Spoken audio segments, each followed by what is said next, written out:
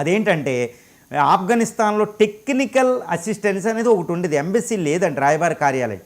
ఇప్పుడు దాన్ని పూర్తి రాయబార కార్యాలయం లెవెల్లోకి అప్గ్రేడ్ చేస్తున్నాం అని ప్రకటించడం జరిగింది.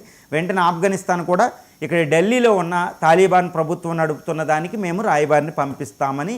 అంటే ఏంటి, ఆఫ్ఘనిస్తాన్ ఇండియాల మధ్య పూర్తి స్థాయి ద్వైపాక్షికంగా సంబంధాలు మెరుగుపడ్డాయి అని తెలుస్తుంది. ఇది పెద్ద వరం అనమాట. అంటే ఏంటంటే ఇండియా తాలిబాన్ ప్రభుత్వాన్ని రికగ్నైజ్ చేసేసినట్టే ఆల్మోస్ట్, ఇంకా దానికి కొంచెం తక్కువ అనమాట. రష్యా తర్వాత రెండవ దేశమే మనం రాయబార కార్యాలయం ఉంది అని చెప్పవచ్చు. అంటే రికగ్నేషన్ ఇచ్చే అవకాశాలు మెరుగుపడిపోయినాయి అనమాట.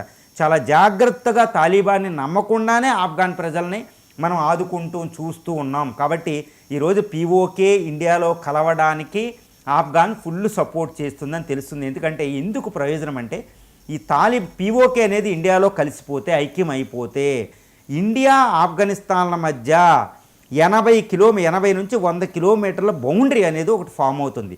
దాని ద్వారా ఇండియా అనేది ఎప్పుడూ కూడా ఆఫ్ఘనిస్తాన్కి శత్రువు కాదు, చరిత్రలో కూడా చూడవచ్చు, ఏదో పాకిస్తాన్లా కాదు మనం. కాబట్టి ఆఫ్ఘనిస్తాన్ అనేది ల్యాండ్ బౌండరీ, ఇన్లాండ్ కంట్రీ కాబట్టి అంతర్భాగ సముద్ర తీరం ఉండదండి. ఇండియాతో బార్డర్ ఫామ్ అవుతే ఎప్పుడు అది ట్రేడ్ నిర్వర్తించుకోవచ్చు. ఎందుకంటే